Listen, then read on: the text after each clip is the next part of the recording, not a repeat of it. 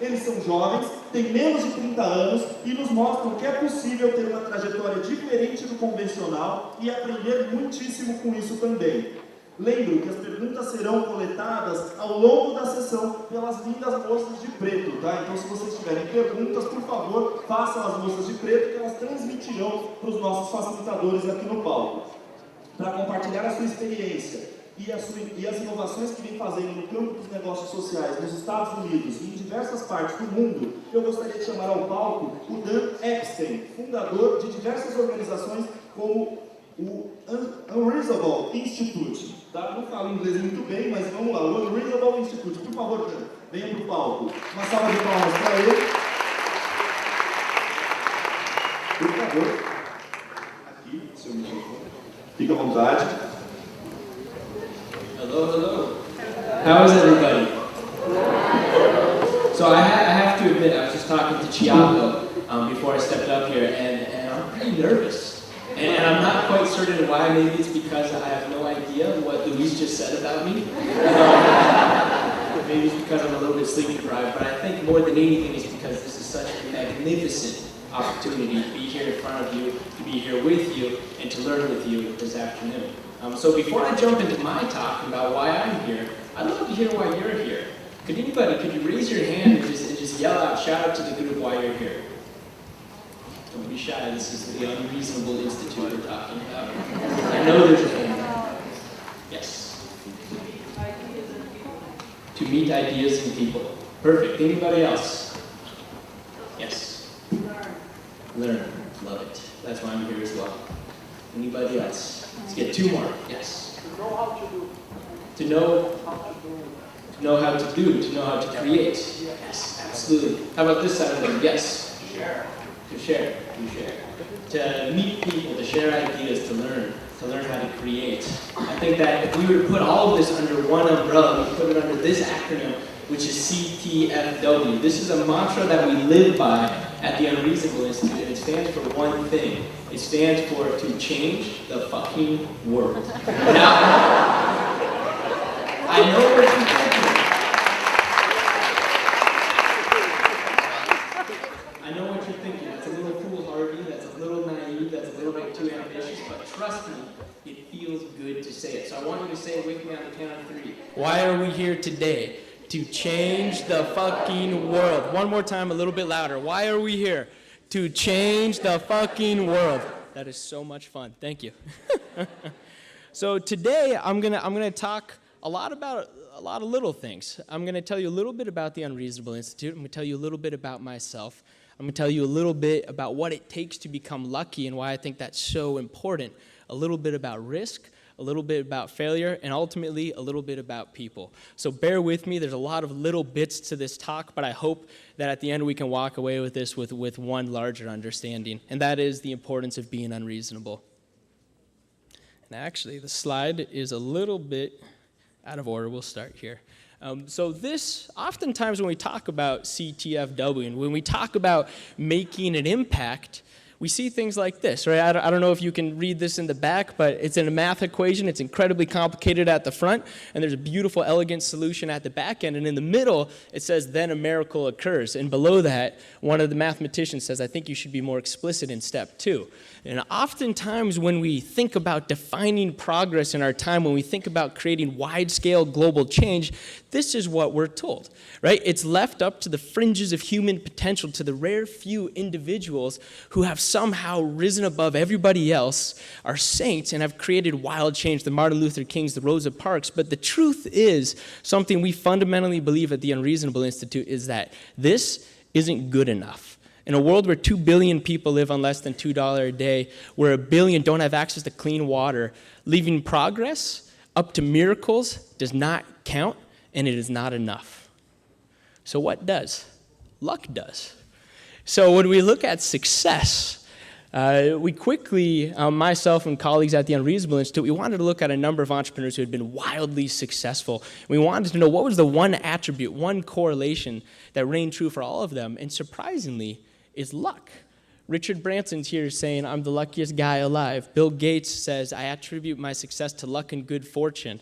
Evan Williams, who's the founder of Twitter, if you're going to achieve great things, luck must be on your side. So something we're going to explore today is this idea of luck, and I'd like to start with an experiment. Actually, can I use this mic? Yeah? Oh, that's weird. Can you hear me?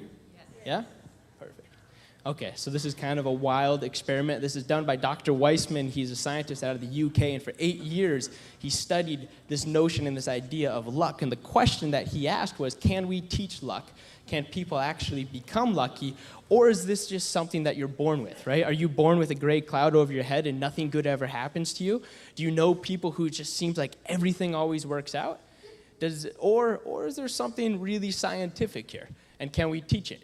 So let me begin with this experiment. So imagine now 5 years from now, you're no longer in Brazil. You're certainly not sitting in this auditorium, and you're in New York City, and you're on Wall Street. Right? You didn't think you would go there. You thought you were going to change the world, but you ended up in finance. You're now an iBanker, and you're doing incredibly well. You're doing magnificent things. You're rising up through the ranks.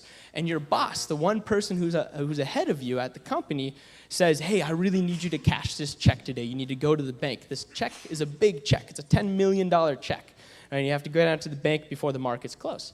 So you grab the check, you run downstairs, you get to the sidewalk, big city, New York. You run across the street to the massive bank, right? You walk into the bank and there's... Oh. That's the video that's coming up in a minute.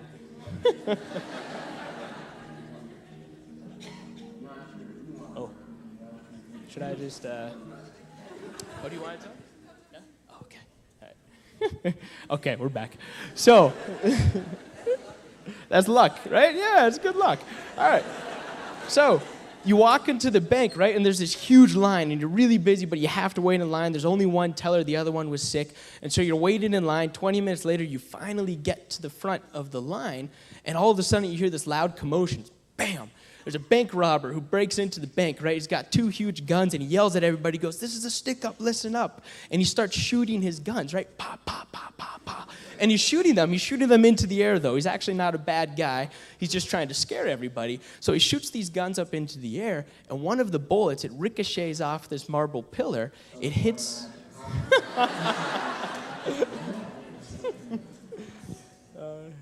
It always happens with AV. Oh, no problem. Maybe I could just talk over that. What do you guys think? Yeah? Keep going? Okay. Well, maybe we should give it a second. The voice that you're hearing is my co-founder, Teju Ravilochan. This is actually a big part of luck. What we'll talk about is perspective, and I'll get to that in this story. Oh.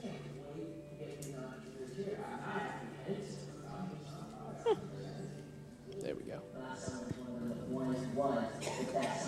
Sounds good.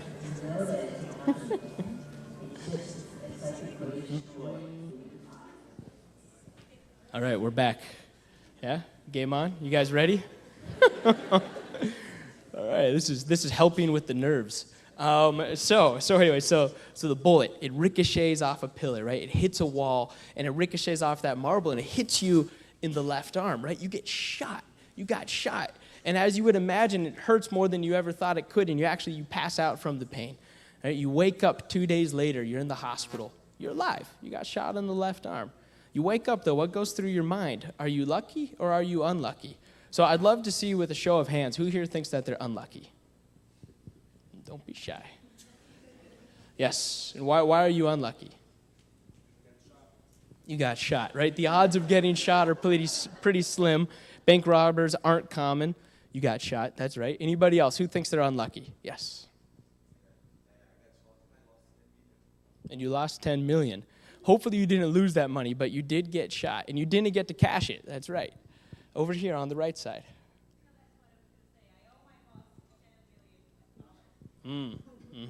Yeah, you had a responsibility, and you couldn't fulfill it. Anybody else? Who here thinks they're unlucky? Wow, this is a very, very, yes. Wrong place, wrong time, right? Odds are very slim. Okay, so who here thinks that you're lucky? Who wakes up in the hospital and says, hey, I'm pretty lucky? Yes. You're still alive. That's right, right? Because you got shot here and your heart's here and you lived through it. That's right, yes. You still have the other arm. It's an important thing, right? Yeah. One of two. That's not bad. Who else? Who here thinks that they're lucky? Yes. What was that?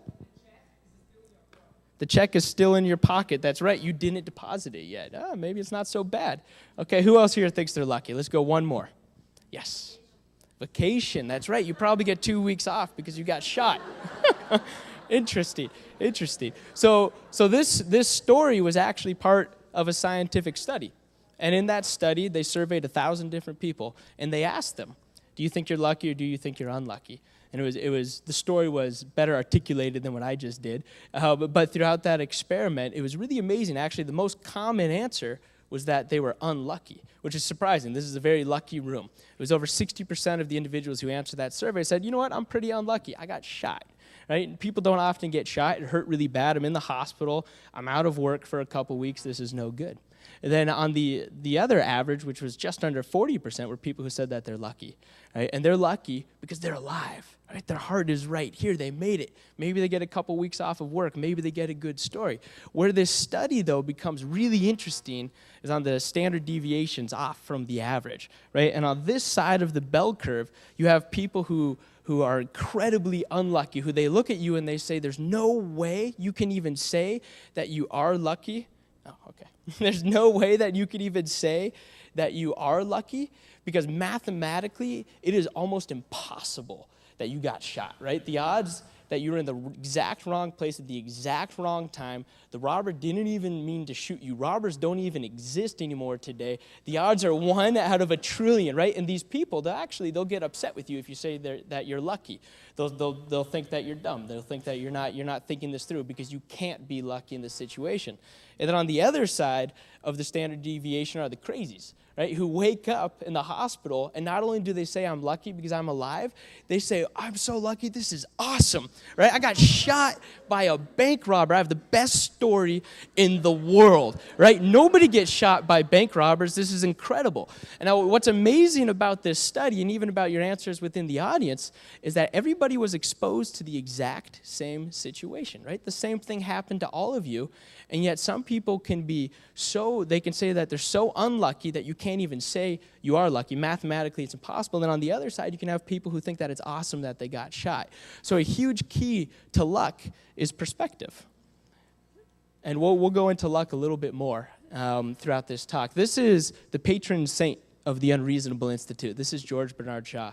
George Bernard Shaw is famous for saying that the reasonable man adapts himself to the world, the unreasonable one persists in adapting the world to himself. Therefore, all progress is dependent on the unreasonable person. Unreasonable people are the type of people that we at the Unreasonable Institute hedge our bets on. We work with 25 entrepreneurs every single summer. They're incredibly unreasonable. Like many of you, they persist through failure. They persist through skepticism, and they're trying to achieve things that nobody else has achieved before them. They're wielding business as a mechanism to combat social and environmental ills, and our job at the Unreasonable Institute is to help them along. Now, I have a pretty big challenge, which is to describe to you exactly what it is we do at the Unreasonable Institute. And it's tough because this is actually our business plan. We had a 120-page document that was confusing and convoluted and nobody can understand it. And so we tried to boil it down to something really simple, which was this doodle. But potentially the best way to describe the Unreasonable Institute is through an analogy, and that's through penguins. The penguins are known as nature's best incubator. They spend over 100 days in the frigid Arctic cold, standing with no food and no water to do one thing, that's to give birth and to bear the next generation of penguins. And this is really our goal at the Unreasonable Institute, to facilitate and accelerate the next generation of entrepreneurs. And our goal is to become one of the best incubators in the world for this next generation of entrepreneurs. So where it starts for us is here. We work with young entrepreneurs. They're early stage. Right? Maybe they have 5,000 customers, but the question we're trying to help them answer is how do they scale up to $1 million? million customers. They all have operational teams, but typically this is 2 or 3 teammates, and they're just at that point in time when they're about to scale, where they're about to grow their business, and our job is to get them there quicker. We do that through mentorship, as illustrated by the large penguins. We bring together 50 mentors. We are a mentor-driven program. We don't have a curriculum. Instead, we bring in entrepreneurs who have achieved the scale that our entrepreneurs are pledging to achieve themselves someday. So these mentors range from Paul Polak, who's credited for bringing over 20 million people out of poverty, to the co-founder of Google.org, the founder of Wild Oats, head of global brand and marketing at Coca-Cola, an entrepreneur who's started over 19 companies, raised over $2 billion. These are incredible individuals, and they come in and they actually live with our entrepreneurs. But beyond that, for us, it's about creating a global community and a global network. And in this way, we source our entrepreneurs from all around the world. We brought this past summer 26 entrepreneurs working on ventures in 17 countries. The summer before that, we had 22 entrepreneurs working on ventures in 15 countries. We believe that there's nothing more important than this, which is creating a community amongst our mentors, amongst funders, and amongst our entrepreneurs. So ultimately, if we were to sum up what we do at the Unreasonable Institute, is to go from this to this. And our goal is to give our entrepreneurs wings and to let their ventures really take flight. But rather than just ramble on and tell you what we do, as illustrated with penguins, I thought that it'd be best to briefly show you. So this is a video of the Unreasonable Institute, and hopefully it will queue up. Maybe it will. No longer just localized and regional. They're international at a global scale.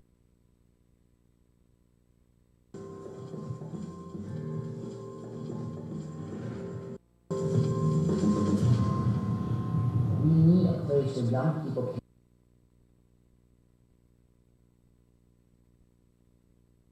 can just shy of 3,000 people from over 130 countries voted with their dollars to say that these entrepreneurs wanted a seat at the Unreasonable Institute in Boulder this summer. With the exception of microfinance, nobody has made money off of a social enterprise. Our world doesn't really prepare you for failure. Ever since I have been a child,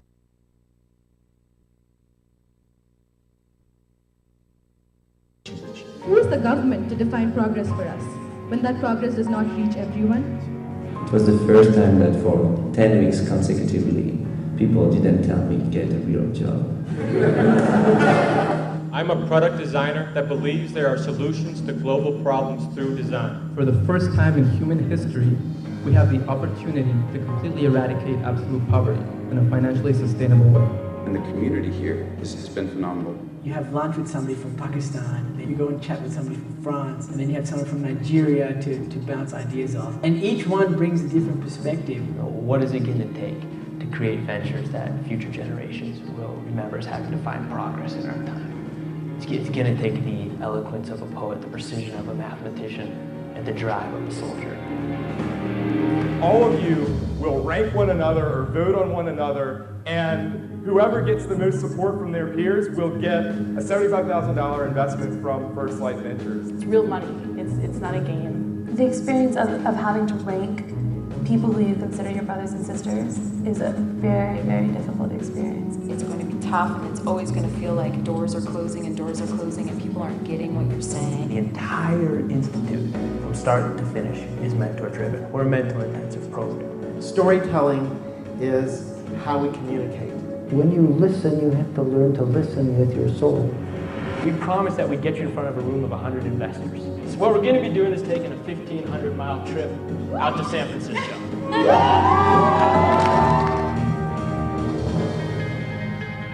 22 entrepreneurs working on ventures in 15 countries, hailing from 6 continents, have presented before you today with a strong conviction that they will trailblaze the type of impact that we're all here, that we all hope to see. This is a huge experiment. What we're doing, we don't know if it will reach the stars or if it's just going to flop. But what I do know, what I'm positive about, is that there's no experiment more worthy than this one.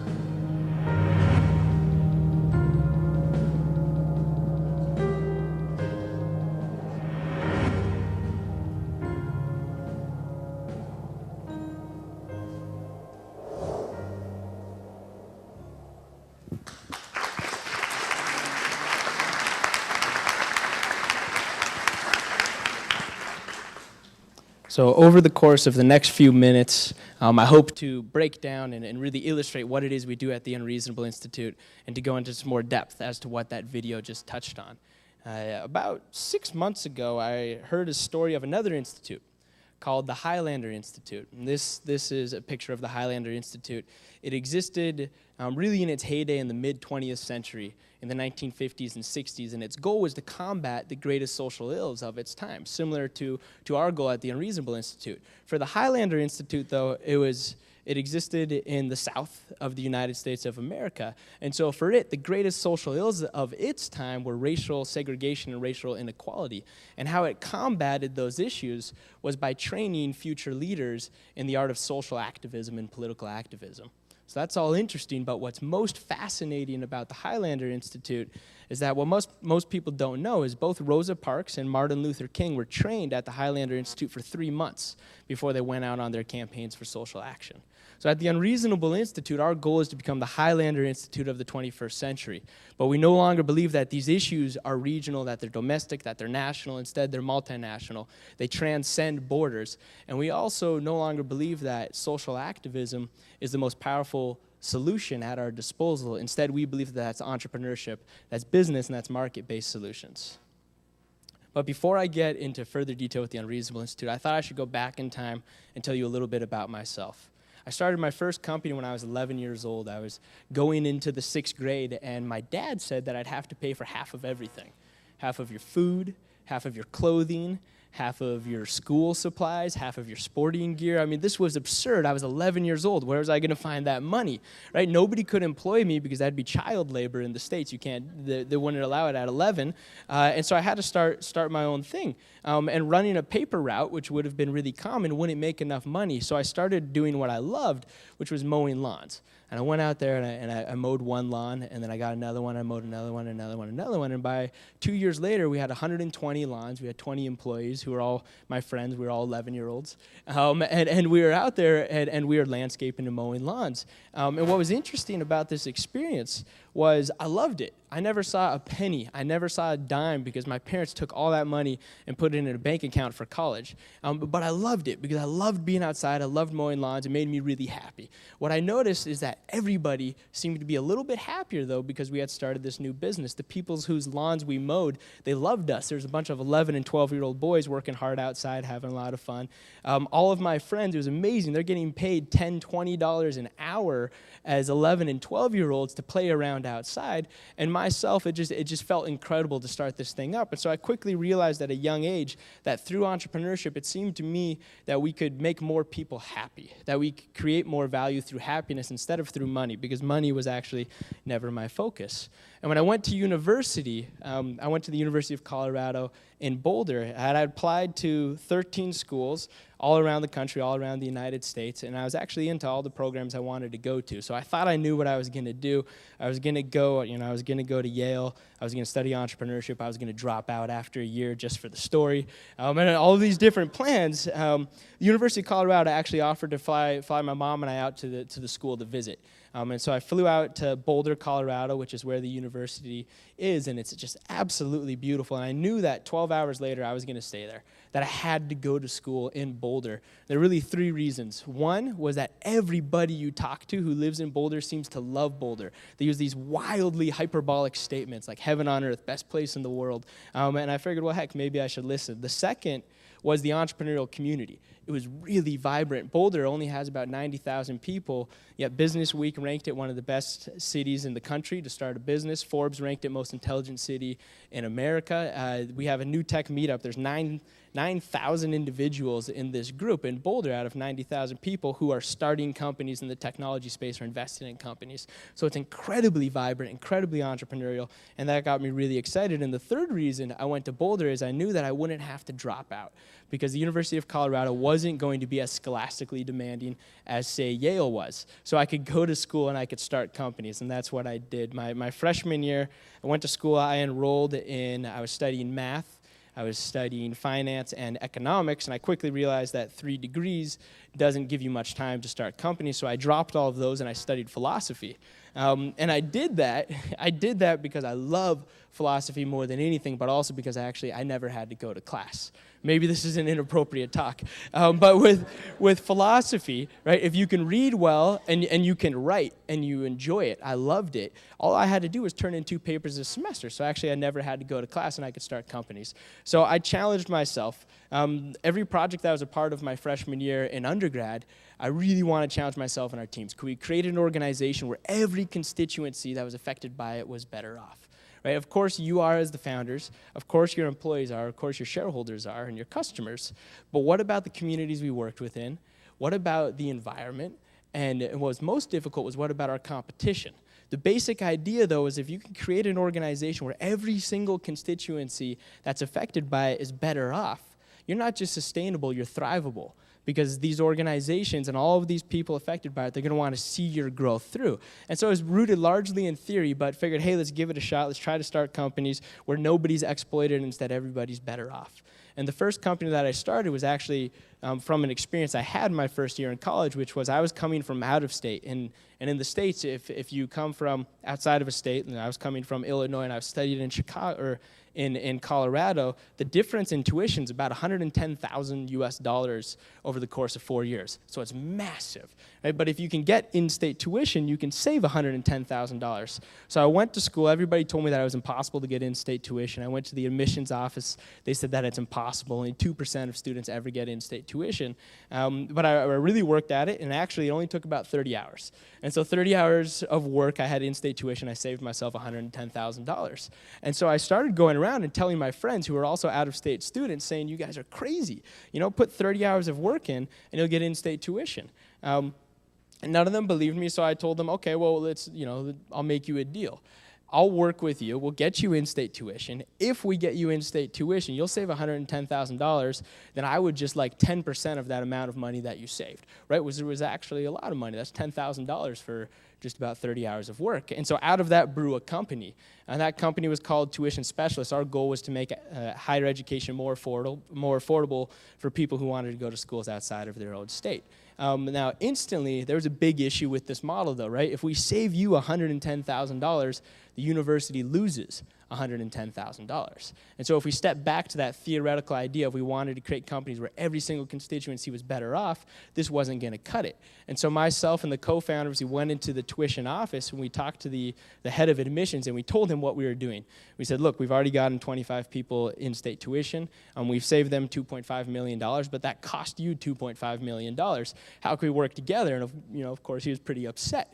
And we said, but no, told him, we're not going to do this unless you benefit from this as well. And so we put our heads together and we realized that the out-of-state population at the University of Colorado didn't have much diversity, and it actually wasn't attracting that much talent. And it didn't have much diversity because it was so expensive that when they went around the country and they recruited, they only went to suburban schools that were really wealthy and typically mostly Caucasian. They didn't go to inner city schools. The other side was they didn't attract much talent because if you're going to pay $30,000 US a year to go to school, you're just going to go to Stanford if you're that smart. And so we then teamed up with the university, we went around the country, and we attracted out-of-state diversity and talent. Right? And that business has thrived. It's been picked up by multiple universities, is now in multiple states. We were able to find a way to take a win-lose situation and make it a win-win situation. But there are even more wins with this situation. It turns out at the University of Colorado, the #1 pool where per capita there's the most people who are out of state are sorority girls. And so we targeted sorority girls as well those first couple of years. So one theme that you'll see throughout this talk is that it's really important to love what you do and to have fun. Also to focus on making situations where everybody benefits. The second company that I founded was really founded on this premise. This leaf is supposed to represent ecotourism. Right? When we look at ecotourism in emerging markets, it's a lot like coffee trade. That's why I have a coffee bean here. Coffee trade, there's typically 9, 10, 11 middlemen in any purchase from the producer to the consumer. In ecotourism, although it's not as bad, there may be 5, 6, or 7 middlemen, it's still really bad in the end result. There was just a study that was put out that said that local guides in emerging markets are on average now getting 9% of the price that you pay for a trip. So if you're a customer in New York and you're purchasing a trip to go on safari in Tanzania, that local guide, if you paid $1,000, is getting $90. Right? This is incredibly inefficient. So our goal with this company, which is called Sway Sports, is to create an efficient market, to connect a producer directly with a consumer, and to leverage the internet to do so. And this is actually founded on a premise. Bill Gates, he coined a phrase called creative capitalism. He was giving a talk to an audience about this size. It was about 200 individuals, and it was at Davos, and he was talking to Fortune 500 CEOs of multinational organizations, and he told them, he said, look, the emerging markets, the 2 billion people at the base of the pyramid, this is a huge opportunity. Right? This is the largest emerging market in the history of humankind. How dare we not approach it as businessmen? He said, but beyond businessmen, we're humans. And the needs in these markets, they're real. These aren't perceived needs. And so we can create products and services that actually meet the human needs of 2 billion people around the world.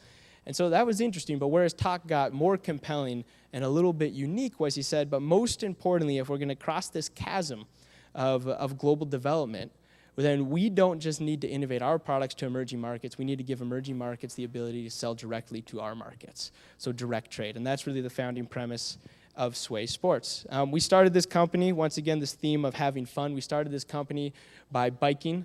We biked from Canada down to Mexico. We did about a 2,800-mile bike ride, or about 4,000 kilometers. Along the Pacific coast, we met with 150 different adventure sports guides. We did every type of adventure sport you could imagine under the sun for free. It was a blast, and we launched a company. We actually signed about 140 of them as partners, and we launched this website after that trip, swaysports.com, and the goal here is to become the central home for adventure travel for ecotourism. It flopped. It failed miserably. And actually, we were looking at our competition, and we had 3 competitors, and all 3 of them went bankrupt. They all went out of business. And there was actually one more that still was standing, and actually they just called us and said that they want to give us their company. They've also folded their cards, and the reason that they all failed is they were trying to become a central home for adventure sports, right? An Expedia-like site for adventure travel where everybody in the world would come to your website. But the reality is, and this was just put out by Babson College, there's 3 million new websites being created every single month.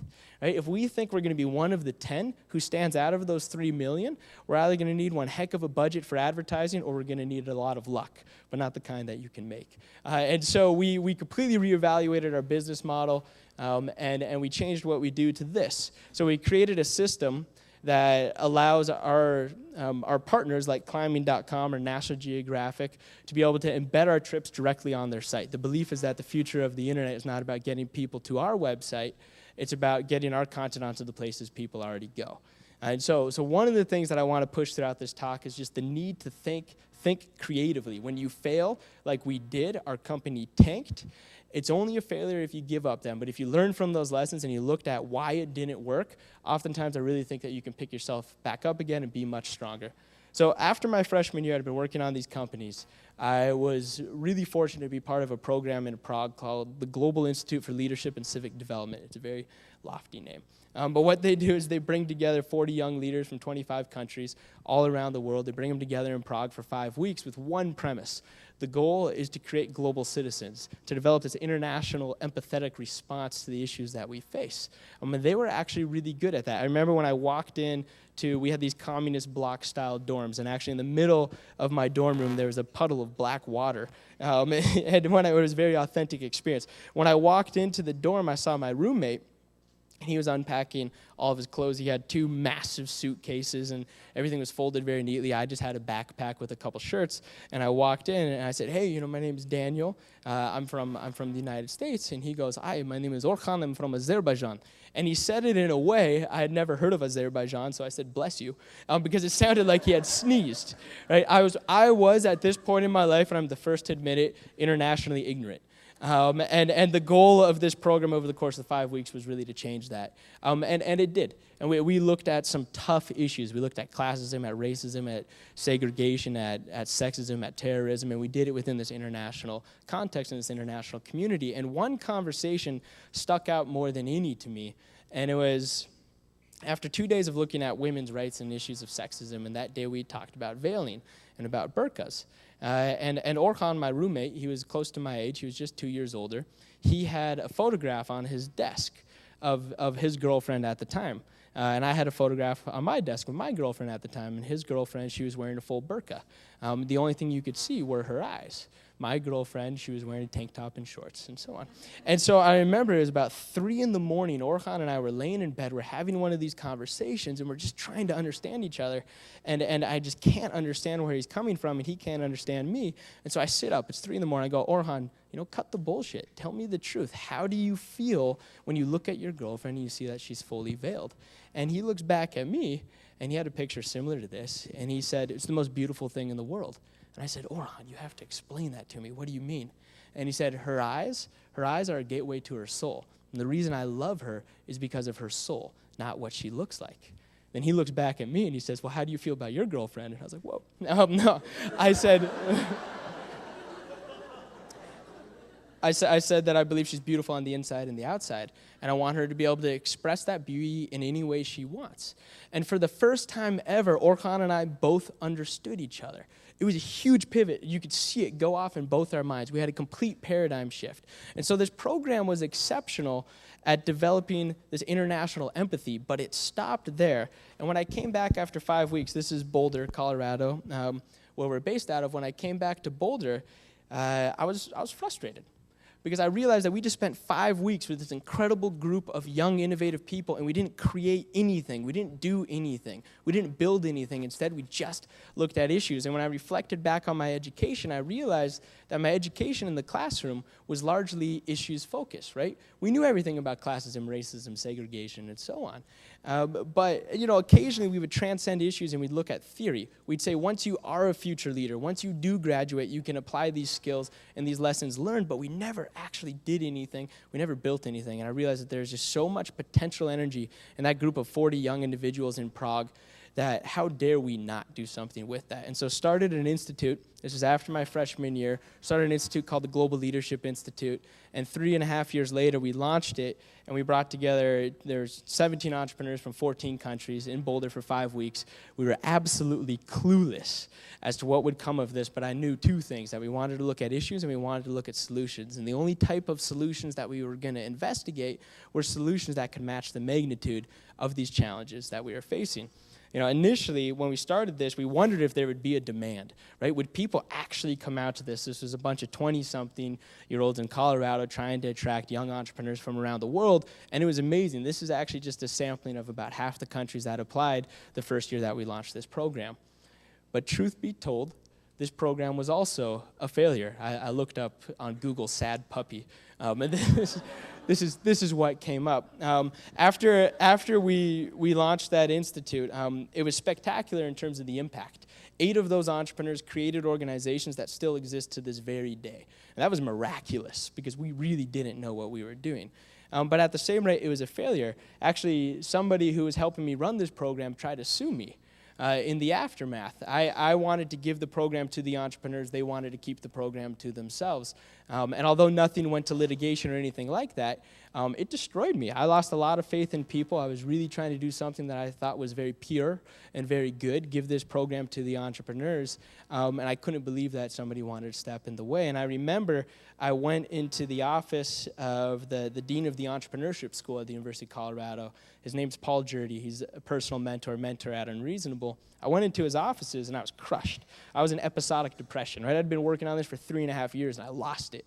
And I felt awful about it. And I was sitting in his office and I was telling him why, this was ruined, it was never going to happen again, and so on. And he looks up at me, he tells me to raise my head up, and he says, "You're the luckiest guy I've seen in 2 months." And I said, "Paul, what are you talking about, luckiest guy you've seen in 2 months?"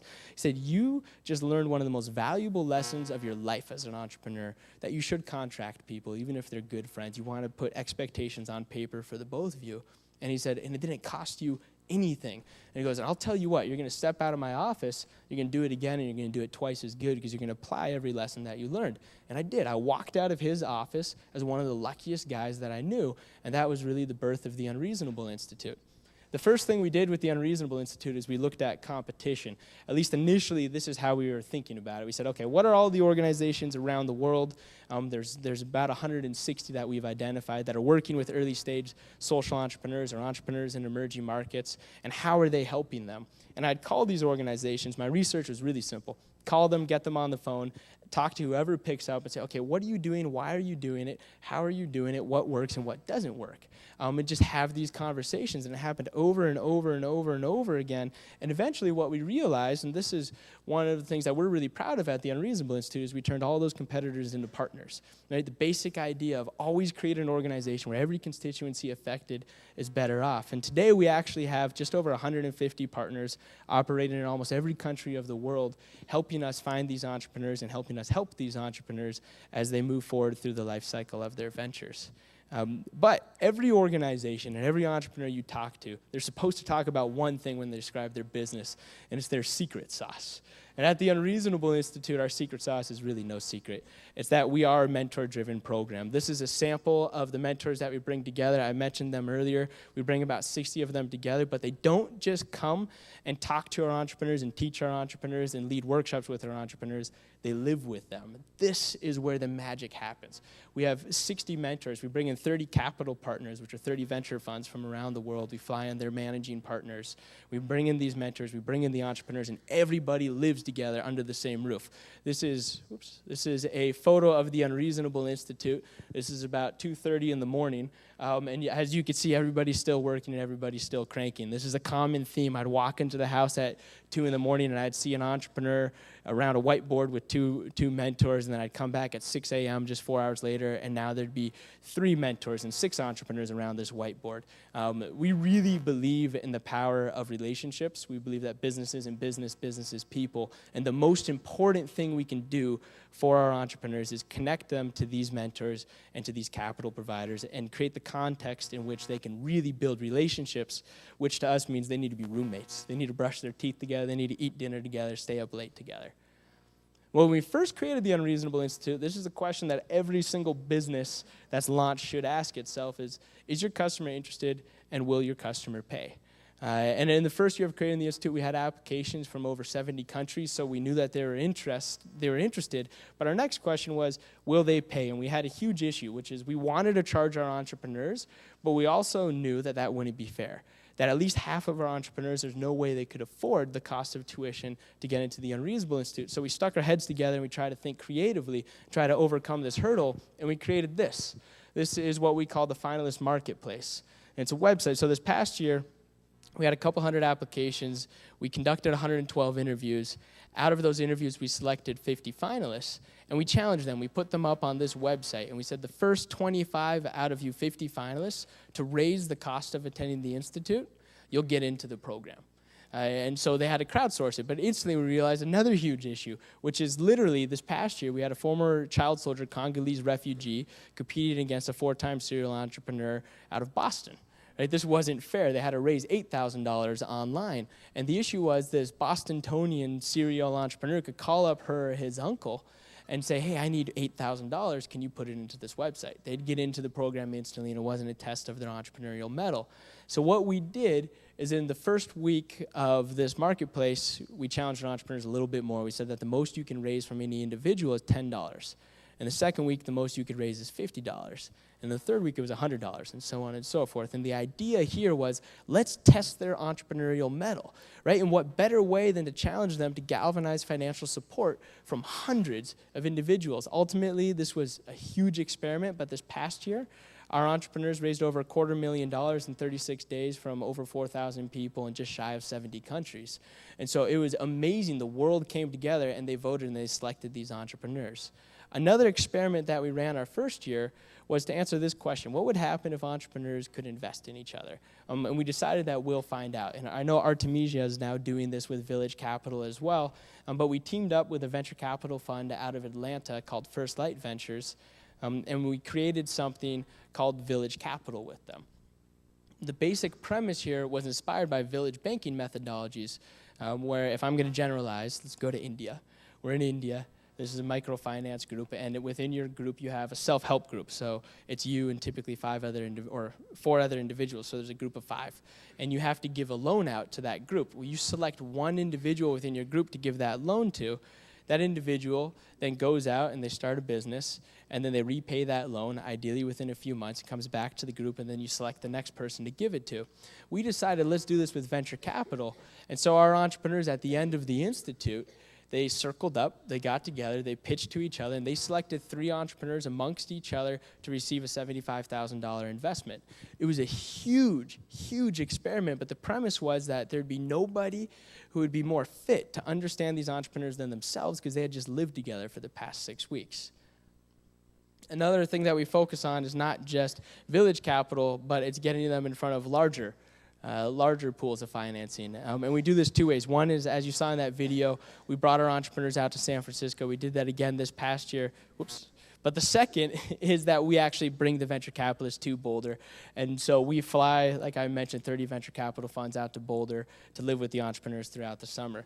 Ultimately, at the end of the day, this is something we value more than anything, which is it's important to take risks and to constantly experiment. And we are at the Unreasonable Institute. We're playing with our model. We're iterating in big ways. We're starting new companies spinning off of Unreasonable. And the only thing that we say is that we're going to make these wild and audacious experiments. We're going to take these risks, but we're going to try to do it in an intelligent way, in a way where we really care for all of the people who are affected by these risks. So beyond the Unreasonable Institute, though, I wanted to talk about you. And actually, a big inspiration for me was reading a book by an author called Jim Collins, or his name's Jim Collins, and the book is called Good to Great. Has anybody here read that book? Show of hands. Nice, not many. That's awesome. The book's good. It's not great, but there's one section in it where he talks about what he calls the hedgehog concept, and he says that there's a trifecta, and if you can find your place between these 3 circles, then you will achieve your wildest dreams. And the first circle is talent. Right? He asks, what are you naturally and genetically wired to do? And so I'm asking you guys now, what are you naturally and genetically wired to do? What are you most talented at? For me, just like Jim Collins, I used to think that this was math until I sat in a hypothetical calculus class and realized that I'm not genetically wired to do this when I looked around at my peers. Right? The question here is just, what are you absolutely best at? The second is, how are you going to make a living? And this is really important. It's make a living, right? This isn't make a fortune. It's how are you going to make a living doing what it is you're naturally talented to do. And I actually think that Jim should pause here and point that if you have the intersection of these 2 circles, this is wildly dangerous. Right? This is a lot of my friends who are out on Wall Street, who are iBankers, who are really good at financing, who are making tons of money, but it stops there, and they're just not happy. So the third one that Jim Collins talks about is passion. He says, what would you do where you could wake up in the morning, if you were doing this, and you would say, oh my God, I am so lucky. I get paid to do this? This is crazy. Right? I'm the luckiest person in the world. So Jim believes that if you have the intersection of these 3 circles, that you will lead a happy and fulfilling life. But actually, I disagree, because I think we can easily imagine somebody who has these 3 circles and isn't happy. And so maybe that's a rock star, right, who's really talented on stage, loves being on stage, is making wicked amounts of money, but for some reason still isn't fulfilled, and for some reason is still depressed. And I think the 4th circle that's missing here is CTFW, right? Change the fucking world. What are you doing that's going to have an impact? And if you can find the intersection of these 4 circles, I think that this leads to fulfillment, and as an entrepreneur, there's nothing less that you should focus on. There's nothing less that you should ever settle for, because if you're in this room, you don't need to settle. One of my issues with this diagram, though, is that the point is so small, so I'd like to change that. So if you have passion or flow, talent, if you're making a living and you're changing the fucking world, you're really doing something right. But once you've found that idea, that's not enough. Right? So the last 3 things I want to talk about are entrepreneurship, risk and failure, and the importance of luck. And I put a hand here because entrepreneur is a French word, and at the root of it, it means to take into one's own hands. Right? So once you have this idea, once you figured out what just gets you on fire, you have to take it into your own hands. You have to defy the skeptics. People will tell you over and over and over again that this is impossible. The challenges will seem insurmountable, but if you take it into your own hands, you don't fear failure. In fact, you embrace it, and you think with a lucky perspective, I think you'll really make it. So Babe Ruth, he's best known for 70 years, he held the world record for home runs. Does anybody know the world record that Babe Ruth still holds today? It's crazy. He still holds the world record for the most strikeouts in the history of Major League Baseball. Right? Thomas Edison, when he was creating the light bulb, he tried thousands of different iterations to create the light bulb and nothing worked. And there's this famous story where a reporter comes up to Thomas Edison and asks him, she goes, "What are you doing? You have failed thousands of times. How are you still working on this?" And he looks at the reporter and says, "I didn't fail. I learned 1,000 different ways not to make the light bulb." Right? It's all about perspective. Another story, Tom Watson, he was the former CEO of IBM. And there's a story that he hired on a new employee. She came into the company at a senior level 2 weeks into the job. She made a decision without asking anybody that lost the company millions of dollars. Right? So Tom Watson calls her into his office, sits her down in front of him, and says, "What do you think I'm going to do?" And she goes, "You're going to fire me." And he goes, "Are you kidding me? We just spent millions of dollars on your education. The last thing I'm going to do is fire you," right? Because failure, if we look at it with a different paradigm, is about learning from our mistakes and about applying them into the future. Along with failure is this notion of risk, though. And oftentimes, we call this the sailing paradox, which is when you set sail, when you go to sea, you always wish, safe, tranquil, and peaceful voyages, right? You wish a calm sea. But when you come back from that trip and you dock your boat, the only stories that you're going to talk about, it's not the safe and tranquil seas, it's the rough, tumultuous storms, right? It's the adventures where the boat almost capsized. Those are the moments in your life that are pivotal. Those are the moments in your life where you really find yourself. And so along with this notion of failure is this importance of embracing risk and actually learning to love risk. Another study going back to this notion of luck, done by these scientists in the UK, was focused on relationships. They found a relationship psychiatrist who worked with male patients, and her goal was to help them get a date, right, to help them build relationships. And so she had all these patients, and oftentimes her techniques would work, but she had one patient where nothing would work. Right? He's 40 years old. He hasn't kissed a girl in his entire life. He hasn't been on a date yet. He loves women. He loves being around them, but he gets so nervous that he can't even speak to them. So we need to name this guy. What should his name be? Anybody? What was that? Bob? Bob. Okay.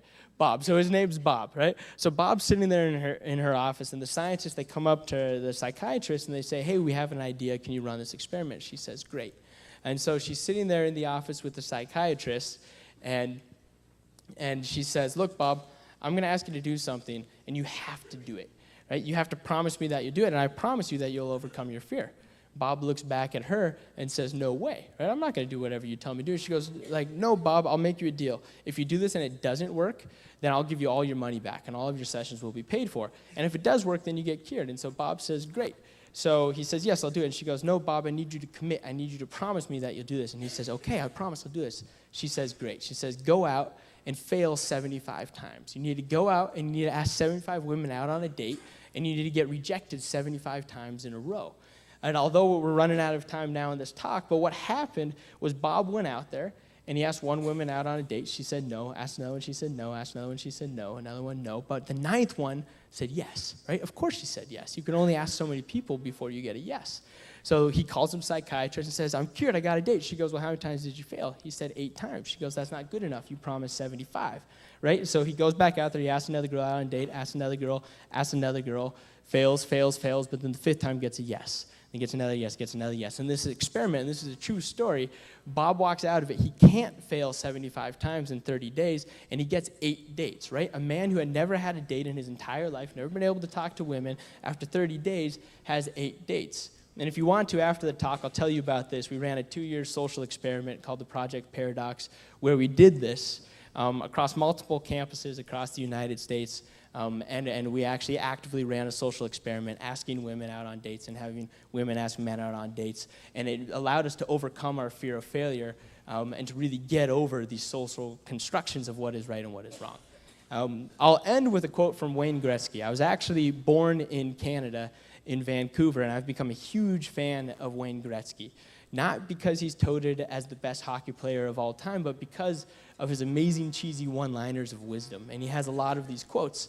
And one time he was asked by a reporter after he wins the Stanley Cup, he's the MVP of hockey, so he is ranked best hockey player in the world. She asked him, "What makes you so good?"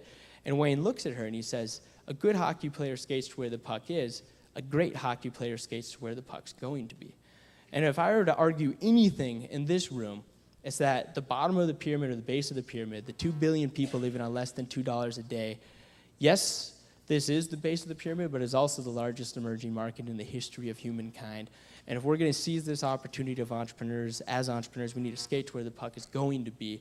And it's our goal at the Unreasonable Institute to help those entrepreneurs skate to where that puck is going to be. So with that, thank you very much. And I hope you enjoy the rest of the day.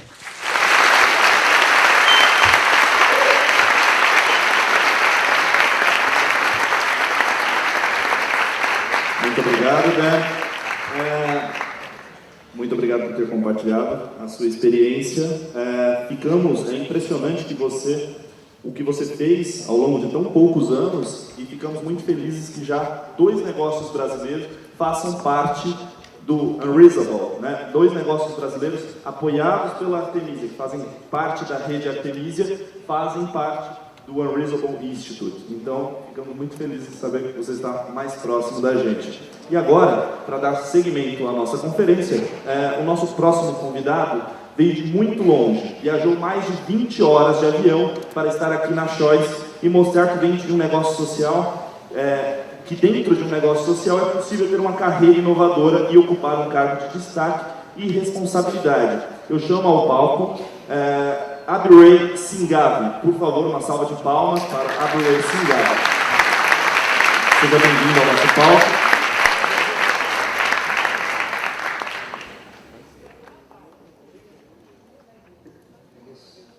I guess me and Daniel are in the same boat.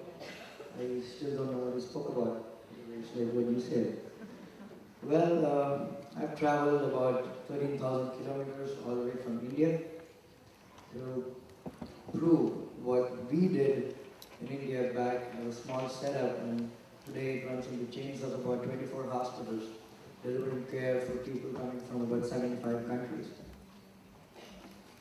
What you see here, I would probably take it really fast because the slide numbers are more and the time is pretty less.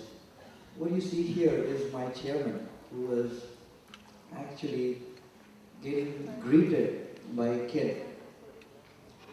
India produces the largest number of babies in the world. So by default, India produces the largest number of babies with congenital heart disease in the world. Now where do they go? The whole of country has not more than 120 congenital heart disease heart hospitals. And the surgeries would start not less than about 5 lakhs. 5 lakhs is close to about half a million Indian rupees. Probably to translate it into US dollars, close to about 12,000 US dollars.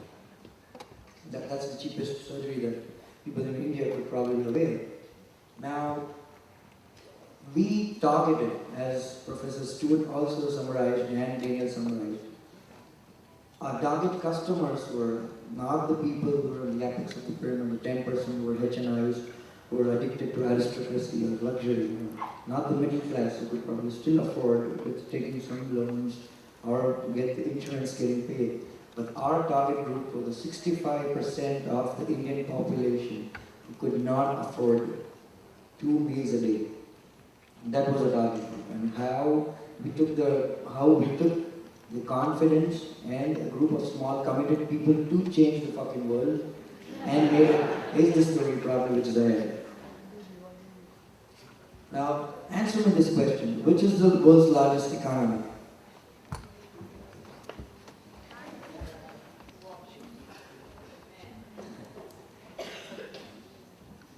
We thought again and again with a lot of professionals from finance sector, from medical sector, from again agriculture and hotel industries, and but the industry full of stalwarts. We still boil down to the same sector which we started our generation from. The largest economy is healthcare. The biggest pharmaceutical industries which support the healthcare, the biggest industries which make machines, GE or Siemens or the Philips, are again from the healthcare. The industries which pays the highest insurance are again from the healthcare. So all that boils down to the largest industry which comes again to the healthcare. The global healthcare and wellness economy is about $4.5 trillion economy, which is close to the 1 trillion is India's budget for a year. That's the whole country's budget for everything. So about healthcare alone is about 2.5 trillion, but in India, the whole country's budget is about at least about 1 trillion. The point I'm probably putting it up is, US is expected to spend about 20% of its GDP on healthcare, with the kind of market that they already have. Could you guess what is the GDP that India spends on healthcare?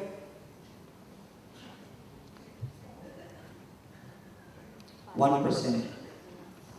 And last year, probably just before Kelly visited us, the government put up a 5% tax on healthcare. And we, with a couple of teammates, we probably went to the parliament and did all the dharnas and stage protests, and probably took about 7 or 8 consecutive days with about close to about 50,000 people in the Delhi parliament. That's about where our ministry of headquarters is, and we brought the tax down.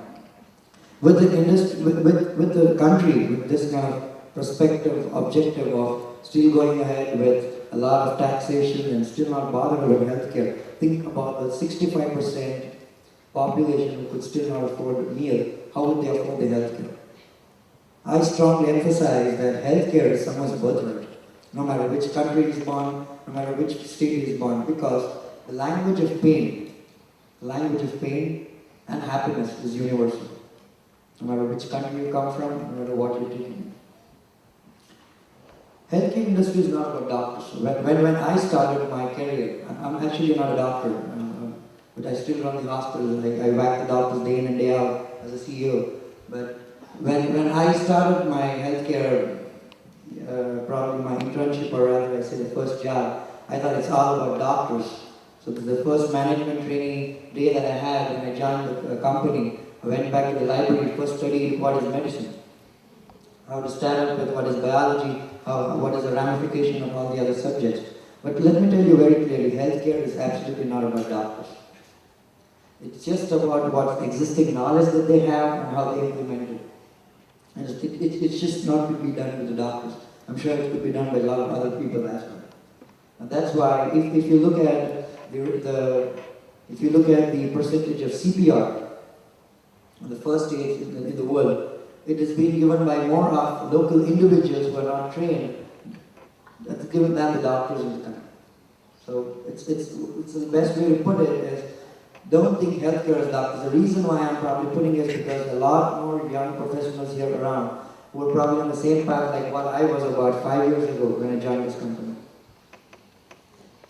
Healthcare needs young and innovative people to make it unconventional. The reason why I bring it here is, I was 20 when I joined this company, and today I'm the youngest CEO of India in healthcare. But probably a year ago I was honored by Dr. Shetty, who was the chairman. Now, what made it special was, just go back to about 3 to 4 decades and understand how the healthcare was delivered. You go to all the hospitals, managing directors or CEOs are doctors. They are into medicine. They learn the art of delivering medicine. They learn the art of surgery, but they never realized the way of managing the hospitals or running the hospitals. They made it really conventional. It's the same way. You come, the patient sees, bill to the insurance, the patient go back. Nobody thought about how to bring the cost down. Why? You would probably see a lot more hospitals coming up with a lot of fancy names. You have the same surgeries which could be probably done at $2,000 or today done at $20,000. Why? Because you have a better room, you have a better air-conditioned, luxurious apartment that they're giving with the nurse. And that's the reason that it's been built. Because the surgery is the same, the procedure is the same. No matter where you do the heart surgery, you do it in India, you do it in the US, or you do it in Africa. The procedure to do the heart surgery is the same. But why is this charged otherwise? Because nobody bothered to probably look at the area where we could probably bring the cost down. So that's the reason this industry wants a lot of young individuals with a lot of diversified mindset, coming from having a lot of different talent, probably think and address this issue of the rising medical cost. Which is the third largest employer in the world? The first one is the Chinese army, and the second one is Indian Railways. Which is the third largest employer? The third largest employer in the world is the NHS, the National Health Service of UK. which has a salary of about 5.1 billion per month. That's the amount of euros that they're paying today, and they're still running in loss. Now look at the global trends in supply and demand. This is the latest report by the US Department of Labor before the economic time now. Out of the 15 of the 20 fastest growing occupations in healthcare, 15 are in healthcare. US spent everything that they could on all the services, but still they could not still find out the answer to bring the cost of healthcare down. It's so surprising when I hear a common heart surgery in US would cost something between $35,000 to $40,000. Could you guess what is the cost of the heart surgery in my hospital? Anyone? The cost of a heart surgery. US does it at $35,000 to $40,000. Sorry? We do it at $1,200. The whole surgery, from the time the patient walks in, gets the surgery done, with the IPD stay in the wards, and goes back after 15 days with a packet of 6 weeks of medicine at $1,200. With a hospital who does the cheapest cardiac surgeries in the world. Now how we made it possible, and how we treated more than 500,000 people, probably has a story ahead. In India, the largest occupation is agriculture. That's because it's a more conventional thing, and it's always been propelled, and the government actually acts as a catalyst to encourage the agriculturists to probably grow, because they don't have to invest much in it, rather than just wave off the bank loans that they take it. So now, because of the urbanization in India, because of the IT boom and the biotechnology boom in India, we see a lot more of these agricultural jobs which are getting disappeared. And people still getting into unorganized jobs of coming from the urban areas, becoming drivers. In India, you don't need a driving license to drive a car. You don't need it. You just need to know which is a brake and which is a clutch. And also you'll be surprised, Indians do not drive the auto-shift cars, they still do the manual cars. So you just get a kid out of the 12th grade, give him the cars, hey, go and hit twice. He'll hit twice and he'll get beaten up twice. And the third time he'll drive properly. So instead of studying, or instead of probably going to college or helping his father in his farm, he'll probably leave the job, take a car, and help all the BPO or the call center employees to drop them home, just to earn about $5,000 a month. So that's the scenario of what is happening in India. So how do we secure this? How do we have our next generation secure to probably make the living for next millennium? So again, what percentage of the world's population can afford heart surgeries? The first heart surgery was done about 100 years, close to about 100 years ago. Less than just 8% of the world's population can afford it. Now, the reason is because it's very simple. I'm sure people might have heard about an ultrasound machine. Ultrasound machine. It probably scans you with sound waves. Probably, I don't know much of healthcare, I don't know doctors, but I still know the cost of it and how to bring it down. The ultrasound machine usually scans your any of your organs through sending sound waves and brings it back. Now this machine would cost about, say, $10,000. The same machine, when it is used for heart, it's called as echocardiography, it's the same machine which is used for heart. With the same machine used for heart, it would cost you about $40,000. Why? Because all these companies, they want a premium attached when it comes for heart. Because probably from past 10 decades, it's been always proven that the heart disease is more like a lifestyle disease. It's only for the aristocrat, or the luxury, or the beauty, on the high level HNIs, you see. So anyone wants it, there probably is a premium attached. Any company, name the company, they always have a premium attached for anything which comes from heart. But nobody thought to probably how to bring the cost down. Until and unless probably the numbers increase. The current status. Probably, I don't know whether Professor Stewart is here, but that is overloading of India. What you see is a well. This is a common site in India, trust me, probably in the rural side. What this is, there is a well, and probably somebody in the village might have spread a hoax saying that the water is up, and half the village would probably run towards the water. That's a well where probably people are tanking all their pots to get at least about 5 to 10 liters of water, which could make them stay for at least about a week. 5 to 10 liters of water per week. And this is somewhere between the desert. So this is what a scenario of India is. India needs about 2.5 million heart surgeries a year. And we do probably less than 90,000 surgeries a year. As I highlighted, 80% of the money which I've probably done for surgeries are all borne out of pocket. The people probably take loans. The villages usually they take loans, and the rate of interest that we'll be hearing is about 30%. 30% per month. I'm sorry, it's not per year. 30%. If I borrow $100, I pay $30 per month. That's the interest what people pay because they have to save the life of their kid, no matter how it is, what it is. And that's the kind of interest rate what goes on. 47% of the rural and 37% of the urban population borrow or sell assets to pay medical bills.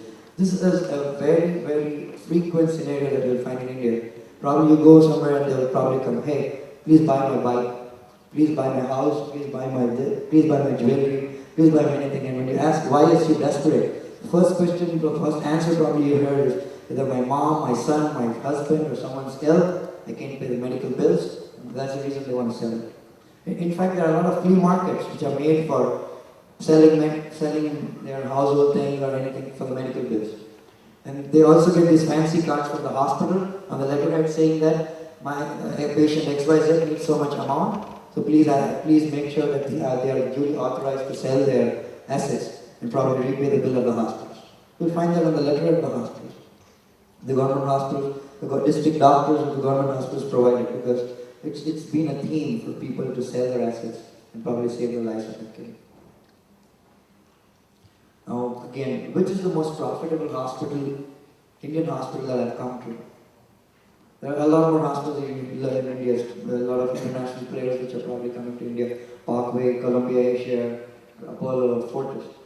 Probably one of our hospitals too. The most profitable hospital in India is the government hospital. The government hospitals, the kind of load that they get and the kind of patients that they have is probably not even 1/10 of what we get. Still, when already we're probably doing the cost at least 1/10 the price for the government, probably the government are doing it, we still don't get that kind of patients. That's because solutions are not solutions until they're affordable. If you're not bringing the price down, you're not magnetizing the people who already require it. They would probably never come to you. That's what Professor Stewart said. Need is not equal to demand. Business of the future is the business which offers products and services to the common man. That's the target of the 65% of the people who are at the bottom of the pyramid. You probably may have innovated or probably come up with a service or come up with a technology targeted to these people who are probably at the bottom of the pyramid at an affordable cost. And bang, that's where you are. And I'm sure that's going to hit, and that's what we did. We probably staked everything that we had just on one belief. That probably we could bring the cost down and give high quality cardiac care to these people. Probably we could do it. And today, our company is something which is close to over $1 billion company.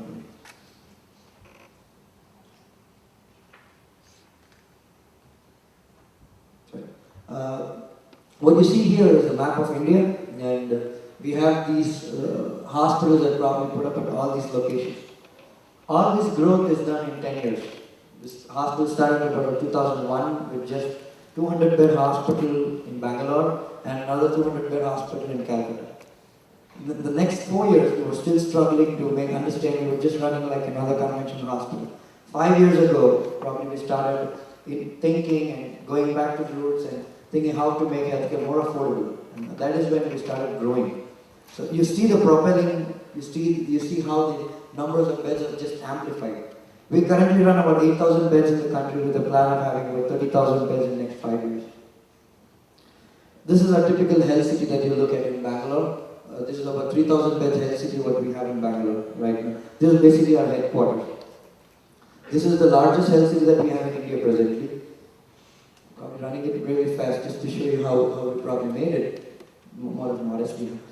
This is the world's largest cardiac hospital that we have. Probably Kelly visited us early this year. We do here 40 surgeries a day with a record of having 55,000 cardiac surgeries done till date.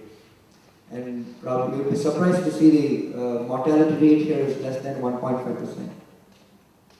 Where the minimum mortality rate, which is observed in US, is about 2.2%. We do about 60 interventional procedures daily. That's the CAT procedures, which we have a new technology of angiograms and putting up probably a stenting in their heart. We do about 60 of them per day, with about 4 cath labs. This I'm talking about just one city. We have our presence in more than about 11 cities with 24 hospitals running. What I'm talking is, we didn't have a magic pill or we didn't have an angel investor who just made it up in the next 5 years to come up with a lot of these hospitals. It was all that small strategy that we applied of making it affordable. What you see here is the world's largest PITU ward. PITU stands for Pediatric Intensive Therapeutic Unit. Now what we do here is, we operate on kids. The hospital is actually known for operating on congenital heart disease. Kids who are less than 6 hours old. I'm telling you 6 hours. They're probably born in the hospital and we operate on them. Kids who are probably less than 6 hours old are operating in this hospital. We have the highest experience in ASD, tetralogy of Fallot. That's one of the most common type of cardiac disease where the babies turn blue as soon as they're born. Probably they turn blue. This is what probably has made it possible to attract patients from other countries as well. We have official ties with Ministry of Oman and Malaysia, where any baby which is born in Malaysia or Oman, any baby which is born there, probably they could take the first flight and head to the hospital, not worrying about the cost as well. And the government or the sheikh or the king of the respective countries will probably pay for it. Yeah. What you see, this is a building which is about 12 floors. I mean, in India, anything about 5 floors is called magnificent. This is something that we had 12 floors. Each floor is about an acre. An acre is about 44,000 square feet. This was one of my pet projects. And this today became the world's largest cancer hospital with 1,400 beds installed at Bangalore. We have more than about 10,000 specimens for stem cell banking. Ours was the first hospital which diversified to do the stem cell banking. In India, the stem cell banking starts from about 70,000. 70,000 beds starts. One fine day, we were sitting on a table and there was a lot more lingo going on. There was a lot more lingo going on in India about stem cells, and our chairman came to us and he said, we probably have to start stem cells. And he loves diversifying and he loves experience. And the experiments that what he does sometimes cost us a bomb, but we still have to take it because we work for him. One fine day he said, let's do the stem cell thingy, but let's make it at 1/5 the cost. And we had all our jaws dropping.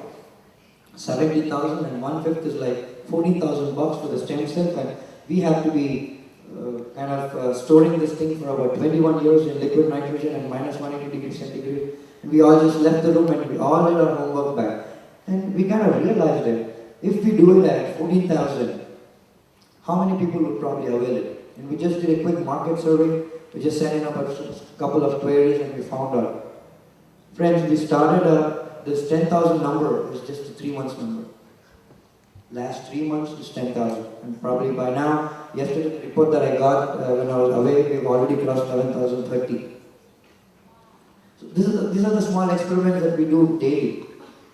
Now, the companies which run the Cairo cell or the live cell there, they're in the market for the last 5 years and the numbers are about 23,000, 27,000, and that's the number. So you understand what a small experiment could probably bring in.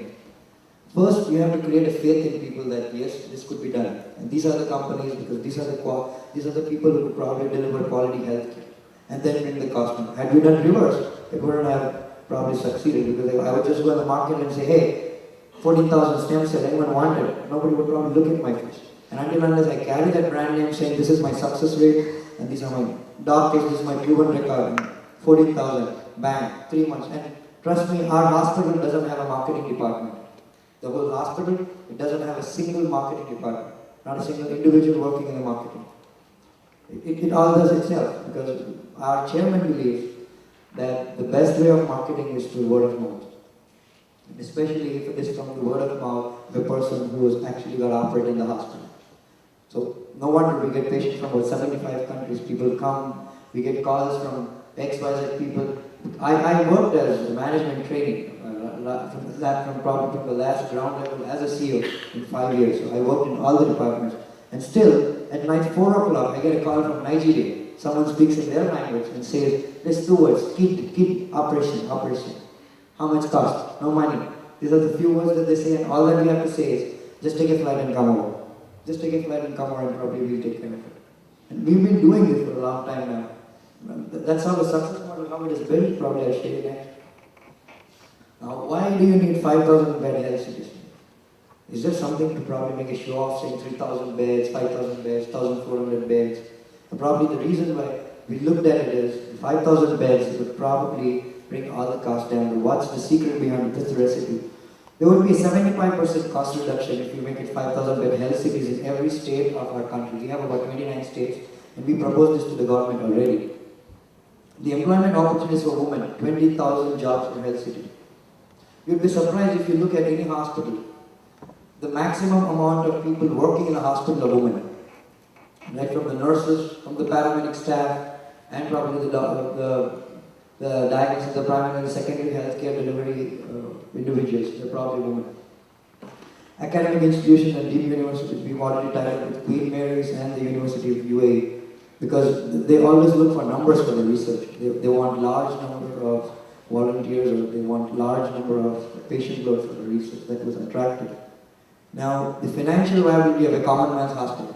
Trust me, if you go to Bangalore, you probably ask someone he's sick and he doesn't have money, where would he go? Now, he chooses our hospital instead of the government's hospital, because he's made a choice. We also share common facilities, like if you have a 5,000 bed health cities concentrated at a single place, you could share all the blood banks, you could share all the laboratories, you could share all the diagnosis, the administration, the finance. Probably you could also share all the machinery, which could be probably made mobile to shift from one hospital to the other. This at least brings the cost down by 98%. If you have a single concentrated 5,000 bed health city. The current players are too small. That's what we did when we started. We started with a 200 bed hospital, and we could never bring the cost down. We could absolutely never bring the cost down with a 200 bed hospital, because whenever we bought any medicine, they would be giving us just about 5% or 10% the discount of what it would be billed outside. And whenever we tried to do anything else, as in where we probably tried to come up with some insurance scheme or anything, the government would never agree, because they saw that our capacity is pretty very less. And now what we did was 30 or 40% of the medical, 30 or 40% of the expenses are on the drugs and disposable.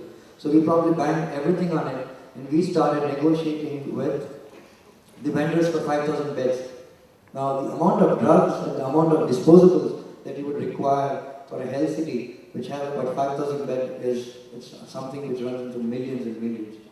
So when you probably start negotiating, you probably bring the cost down drastically. There's something special in our hospital now. Okay, you bring the cost down, you also got the drugs, you also got the machinery and everything. How do you pay these doctors? Doctors don't come for a small price. They would ask the same price what they would get in other corporate hospitals. What we do is, we have a different mechanism. We probably pay doctors, we pay a fixed salary, which is something which they probably could not say no to. These fixed salaries are probably paid calculating the number of surgeries that they have to do. A normal hospital of our size should be doing probably not more than 500 to 600 surgeries per month. But our hospital does not less than 1,500 to 2,000 surgeries a month. So that's where probably we get the cost back and give it to the doctors. We have about, now we started with cardiology, and now we have about all the 42 specialties, which probably starts from head to toe. I don't know some of the names either. So I just know one thing, how to reduce the cost down. The hospital actually got recognized and received a couple of accolades from, there were a lot of business studies which were done by Harvard Business School back in 2008, and now which a couple of studies which are scheduled to be released probably in September and in November. There were three Harvard Business School studies which will probably be coming. We got recognized with the Guardian UK. Dr. Shetty also gave a talk at the House of Parliament recently. Forbes India probably put the world's largest heart factory. Probably they still call it a factory. There's a lot more of them because the hospital works 24/7. Probably I come back to that too. There was an interesting article in Wall Street Journal. Only after this article, we had Obama's medical advisor, Dr. Alexander, who flew all the way from US just to see whether this article is a reality or just one of the other yellow journalism articles. He was scheduled to just stay with us for about not more than 8 hours. He stayed back for 3 days to understand how this model is probably replicated in the US. And trust me, he went back and he told the Obama administration about bringing this hospital, but they had a lot more rules, regulations, well-defined policies that actually inhibits, or probably they were kind of reluctant to take it in for an Indian hospital to come to. We probably decided to diversify ourselves. BBC, the JCI now, a lot, but obviously a lot more people wouldn't know what is JCI. JCI is a Joint Commission International. This is the highest accreditation for quality in healthcare. This is done by US. Probably ours is the second hospital in the whole of the country which got recognized by JCI. So the quality is at par. So that was something. It's more about one of the major crowns on our head when we got the JCI. Let me show you what a regular hospital versus NH. This would be a regular hospital where they would probably shrink in about 6 to 8 beds in a ward. What would you see? This is something of what an NH hospital is. See, the people whom we are treating, they don't need luxury. They want to get their surgery done. They want to just get their life back, which was probably at stake. So this is what a usual hospital of NH would probably look like.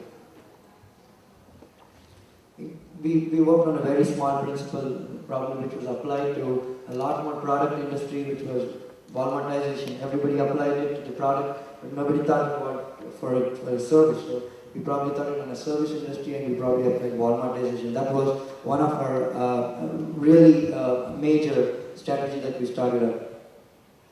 Now to bring you out this, now how could people start paying that amount, and how could probably hospital run with that amount was not possible. So after a lot of people were running around with microfinance, when Professor Mohammed Yunus came to the hospital and he was talking about microfinance, we had something to show him, and that was microinsurance.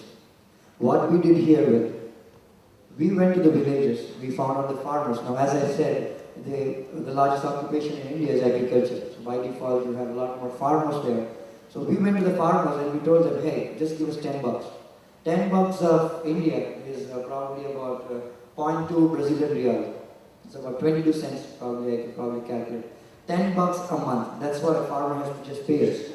He pays $10 a month to us, and probably we insure him for 1,600 different types of surgeries. Which was started in Yashaswini, the name was Yashaswini, which was started in Karnataka, and now it's replicated in about 8 states of our country. In Karnataka, we have about 4 million people who are under this insurance umbrella. 4 million. We probably convinced our government to become a healthcare insurance provider for the poor instead of healthcare provider. We told them the hospitals are not your game. We will operate, we just pay the amount. And the way we take money from these farmers are a little bit different. The farmers are very inaccessible to banks. They probably cannot just come over all the way, probably pay another 20, 30 bucks for their bus tickets and just give us $10 a month. That will cost them more. So what we did was, there are certain cooperative societies where these farmers, whatever they grow, they give the cooperative societies back, and the cooperative societies will pay them back. So on a fine day, if the farmer is growing about 10 kilos of potato, he would probably give the cooperative society 10 kilos of potato, but the cooperative society guys would give him money back only for 9 kilos of potato. So that's how we take the money back from them. So we insure about 4 million farmers, and now the whole of country has about, now I think the running capacity of our country is about 27 million people are insured, with different states playing as the insurance scheme. This scheme was still studied by the International Labour Organization. This is studied by the WHO now to replicate it in Africa, how to probably make an effective functional model to run the same scheme in Africa now.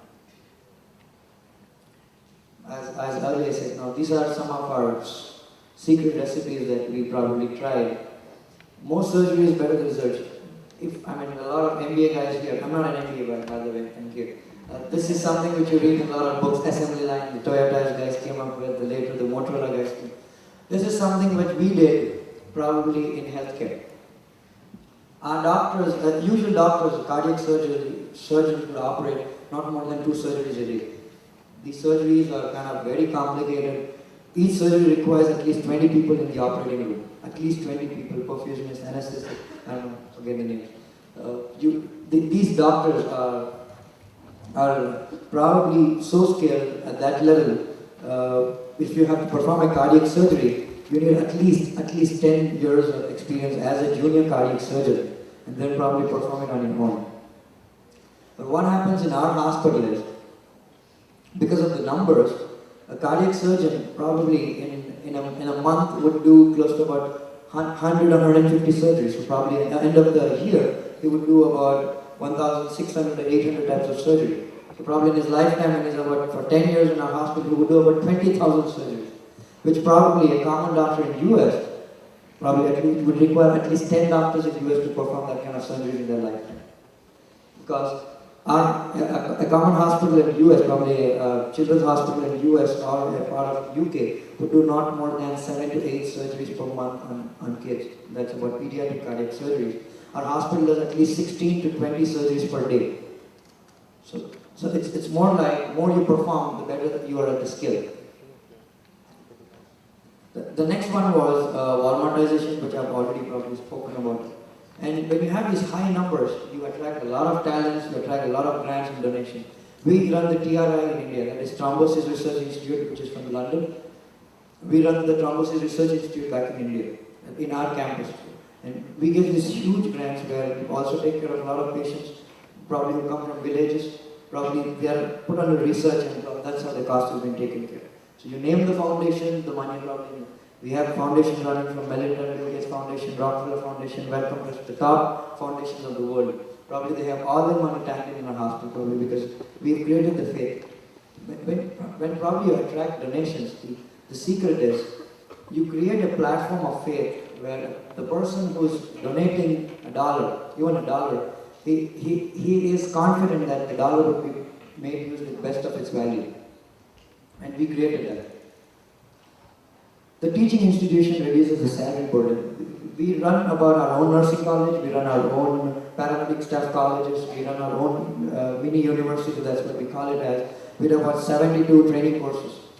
So what usually happens is, these people start their course, within 6 months they enter the hospital as a practical knowledge. I was just asking Daniel about it, which is important, the theoretical aspect or the practical aspect. And Wright said probably the actions always speaks louder than words. So as soon as they come here, we probably tank them into our hospital as a practical orientation. What you see again is research activity, which probably does a lot more, research activity gives a lot more area for doing a lot more skilled operating procedures, where the cath labs or the other machineries which are being used are always given by the companies free of cost because of the numbers that we perform. So whenever a company is coming with a new machine, they would probably give it to our hospital as a pilot program, because they would finish their R&D or their trials pretty faster than any other hospital because of the numbers. Now, what healthcare requires is skilled people than money. I keep saying this. Okay.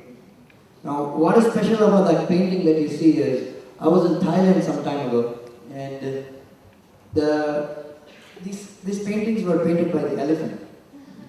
They give a brush to the elephant, it probably coils it around its trunk and probably paints it. What amazed me was not this painting. I told the person, okay, tell the elephant to do the same painting again. And trust me, he did the same painting again, without much difference. So what I wanted to probably prove here was, you need more skills than money in healthcare. So you need more doctors who can perform better and better, and probably that would save your cost. This is one of our head of GE's healthcare who probably gave a statement in Wall Street Journal. Our hospital performs 12% of the cardiac surgeries which is performed in the whole of our country. 12% of the cardiac surgeries performed in our country are performed by our hospital. So by default, 12% of the cardiac equipment, cardiac medicine, cardiac consumables are bought by us. So when we buy these consumables and the equipment, we have this high bargaining power.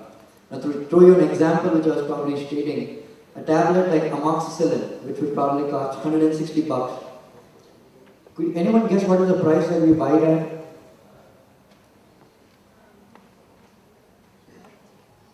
Yeah, we buy that same medicine at 9 rupees.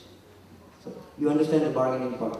So what we do is, when we're starting our purchase, we probably call up the manufacturer or the head of the sales. the VP or whichever the company, name it, Pfizer, Novartis, or any one of these companies, they come down, we sit, we negotiate, we probably talk to them like 50 million pieces a year at this price. It's for them it is something more like a planning in advance for the manufacturing and production, so they agreed right then, right there. So 50 million pieces at $9 million with an advance commitment. So that's where probably they get it. And these advantages are probably driven over to the patient. So this is how we bring the cost down, because 30 to 40% of your cost for a surgery is based upon the consumables and the medicines. Now, to probably state you a very interesting example, I have my associate who's come with me, Mr. Latif Shah. He's the managing director of Merrill Life Science. Merrill Life Science probably manufactures stents, and they sell us the stents. We probably take about 60 stents a day for a CAT procedure. These stents in the market would cost you somewhere between 200,000. Merrill gives the same stunt to us at about not more than 40,000. So you understand what is the volume that we give them? 60 stunts, so that's about 18,000 to 20,000 stunts a month. So that gives us, 1,800 stunts a month. Miscalculation. Now, 24/7 reality. This is one of our operation theater.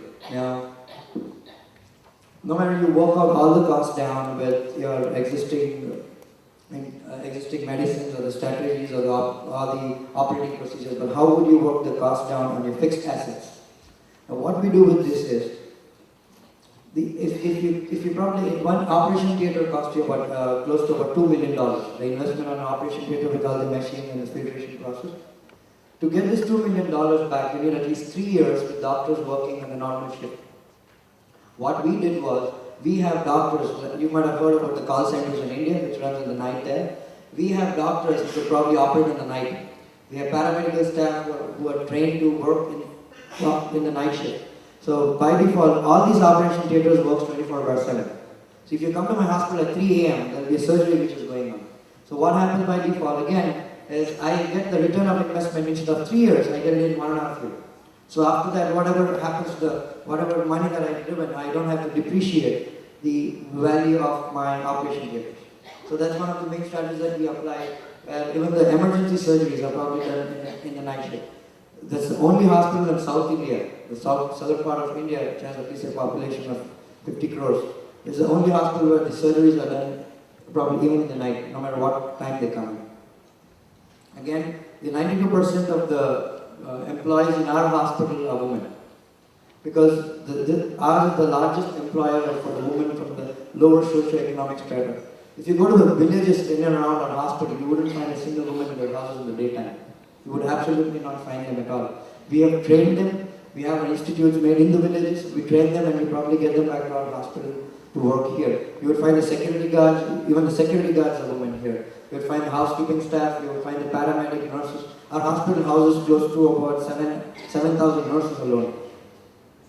Now we also did something called a hub and spoke model where we starting having just 3,000 bed health city, the same location would be difficult for people to travel all the way and bring it. So what we did, we started out 100 beds or 200 beds health cities in and around the hospital in the city where the normal procedures are done there first. And the main cardiac surgeries from where the patient has been shifted back to the base.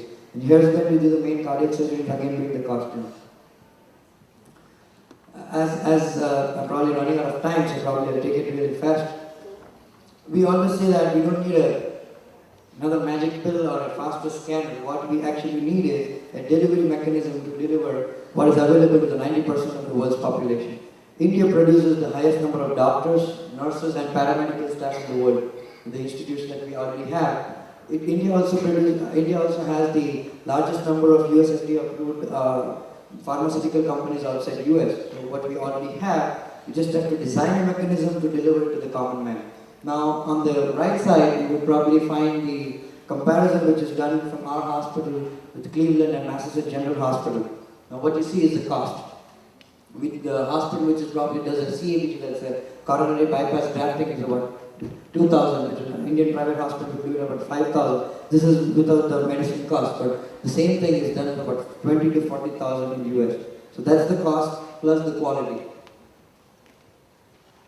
So the next thing that I'm probably coming to is the telemedicine. Now, I'll probably run it really fast. The fundamental of telemedicine was that less than 1% of the sick would require an operation. If the doctor doesn't have to operate, he doesn't have to touch the patient. And if he doesn't have to touch the patient, he doesn't have to be there already.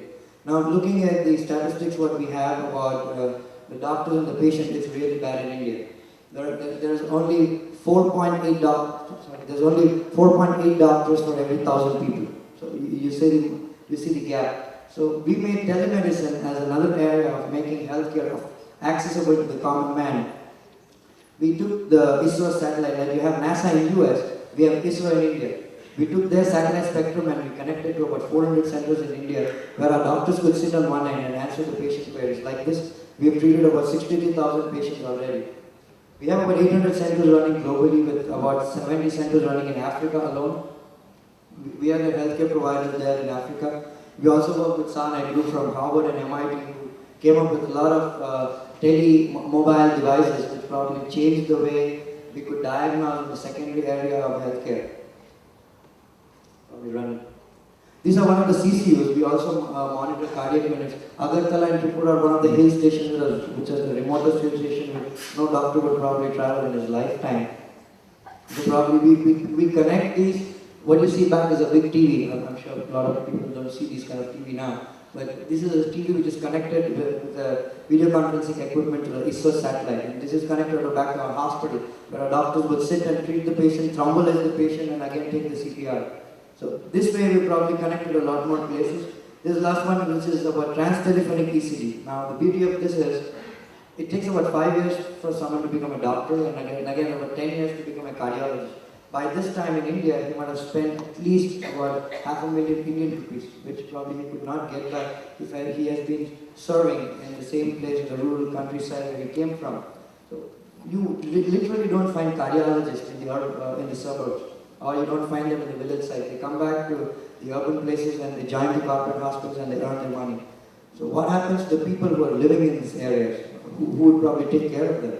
How would their heart ailments be diagnosed? So what we did was, we designed a small ECG machine which probably transmits an ECG through a telephone line.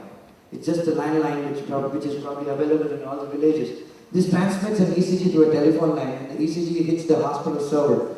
The doctor could see the ECG and write that answer the ECG back. All this happens in just 3 minutes. So before the person puts his shirt back in the village, he has the ECG answer. The ECG is one such tool which probably tells you in advance, 6 to 8 hours in advance before you're having a heart attack. So this is something which we did, and we answered about 300,000 ECGs per day with the world's largest ECG network, with about, again, 80 locations in Africa. We have more than 20 locations in Malaysia and other Southeast Asia. We are now working with Boeing to install these ECG machines in every aircraft. Now, there's a Hindi movie which a lot more people have seen. The person does a fake attack on the plane and lands himself. Now what happens is, in the airlines, it's very difficult for people to differentiate between a heart attack or a gas problem or an acidity problem and land the plane down. So for them, landing the plane down and taking off cost a bomb. So Boeing agreed with us to put these machines on the airplane where the ECG would be transmitted to us and probably will have the opinion writers. So thereby they probably would weigh down the cost. This is the Pan-Africa e-network where we support the 53 countries of Africa. They have linked up a submarine linker from Mumbai to Morocco, and they have linked up all the 60 countries of Africa from here. We run the CMEs for them, that's the Continuous Medical Education Program as well, where we have the support of our university. Now this is something called as Hridaya Post. Okay, this is our Hridaya Post. Okay, when the Britishers ruled us, they left something they left a lot more things which were useful, but they left us something which was the most oldest and the efficient communication channel, this was the post office. In India, till date, even if you post a postcard, it would take, no matter it would take 30 days or 25 days to reach the destination, but it will truly reach the destination in the end. So what we did was, we took on a pilot program, 23 post offices, installed our own software, which has the capability to transmit the medical records to us. These softwares were made by a sister concern company, SN Informatics. Now, a person who goes to the local doctor, gets his opinion, gives his medical records to the postmaster. The postmaster would scan all these records and probably transmit it to the hospital main server. Our doctors would answer the go through the whole medical records and opine for the patient's treatment. This patient's treatment will again go back to the post office, gets printed, and the opinion gets delivered by hand to the person's residence. So this is the last level of accessibility we could probably reach in India. We do a lot more continuous medical education where things like, what you see is our operation theater. We wanted to do pediatric liver transplant. Now, you might have heard of a lot of liver transplant, but doing pediatric liver transplant is something which is a very rare case. So we connected our operation theater to Children's Hospital of Philadelphia. You see the monitors which reflect the parameters of the patient which was admitted there. Doctors sitting in Children's Hospital of Philadelphia probably made the surgery possible through maintaining the anesthesia level. We did about 3-4 surgeries like this, and now our surgeons are well versed. Like this, we do a lot more telemedicine practices of doing remote surgeries. We connect to a lot more hospitals in Africa where doctors sitting in India perform the surgery there. So the patient does not have to travel all the way from Africa to India and stay down here. Focus area for the developing countries, that is Brazil, Russia, India, and China. These were the main reasons why these kind of hospitals are probably necessary. Now, where the area has a very low paying capacity of rural population, and you have also lack of investment in healthcare. Thank you. Just give me 5 minutes. The problems of retaining doctors, probably I'll read it again. The medical tourism that I would probably tell you is the hospital attracts about 70 patients from 75 countries, where the 3% of the medical tourism which comes to India are operated in our hospital. We also have tied up with a lot more NGOs in Iraq to operate on 1,500 children from Iraq. After the war hit, all the hospitals there at completely our operating cost. This is the last thing that probably I'll bring it to you. We conceptualized a new 300-bed hospital, which is a low-cost hospital. We were challenged by the government of India to come out with a hospital which is 1/10 the price what it would take a normal hospital. A normal hospital will take somewhere between $300 million US dollars to probably install the hospital. Sorry, 300 crores. That's in India. It would probably be about $15 million US dollars. We promised the government that we could probably do the hospital at about close to $2 million on ground. So this is a pilot program that we probably started in India, and once we go through this program, the government would give us about 50 hospitals in the Union Ministry. This is a new project that we are coming up with, connecting the mobile phones, where instead of taking money to the farmers, we wanted to target all the people who have the mobile phones in India. With about 750 million mobile users alone in India, we probably deduct a small amount from their currency or their recharge or their bills, and probably they get insured for the healthcare. We're coming up with a new hospital in Cayman. After, as I told you, there were a lot more regulations and well-bounded policies in the US which inhibited us to come there. So the Prime Minister of Cayman gave us an open offer. If not in the US, we could probably make it somewhere near the US. Cayman is just 1 hour flight from Florida. So we came up with a hospital to change the way people also look at Cayman other than tax haven, to probably also look at a boost to medical tourism even after the US healthcare economy tanked down. This is our customer in the end of the day. A slum dwelling person would probably take the water. We've seen this very often in India. This is our customer in the end. We want to serve these kind of people who don't have money, who don't have clothes, who don't have probably money enough for having at least a meal a day. So these are our end customers. Thank you. I've already taken a lot more time.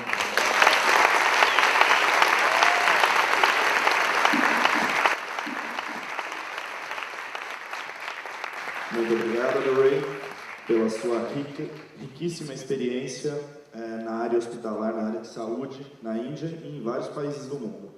Para facilitar agora a nossa rápida rodada de perguntas e respostas, eu convido o Tiago Dalvi, empreendedor da Solidária, um negócio social também apoiado pela Artemisia, que faz parte da rede de empreendedores. Uma salva de palmas para o Tiago, por favor.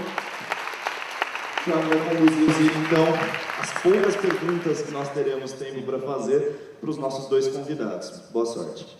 Bom, pessoal, a gente vai ter que ser bem breve pelo tempo, mas os dois vão estar no café agora, então quem tiver alguma dúvida específica pode vir até eles e conversar sobre esses pontos específicos. Eu selecionei uma pergunta para os dois, eu acho que é comum aos dois negócios. So I've selected one question for each one of you.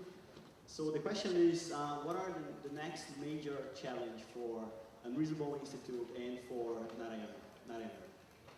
So, Dan, if you want to start.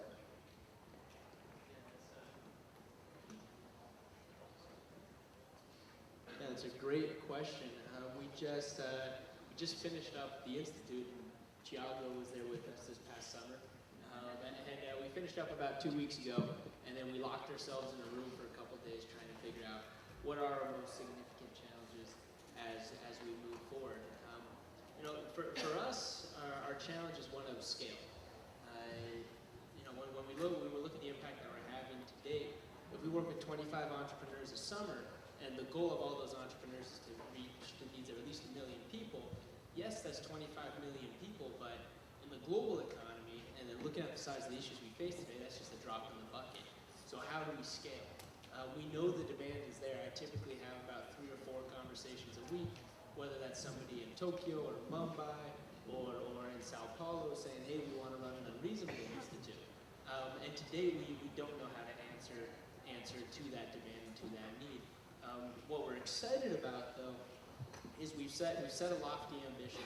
We decided let's try to get 100 institutes in 100 countries by 2020. It seemed so lofty that it was almost impossible, and so we had to get creative.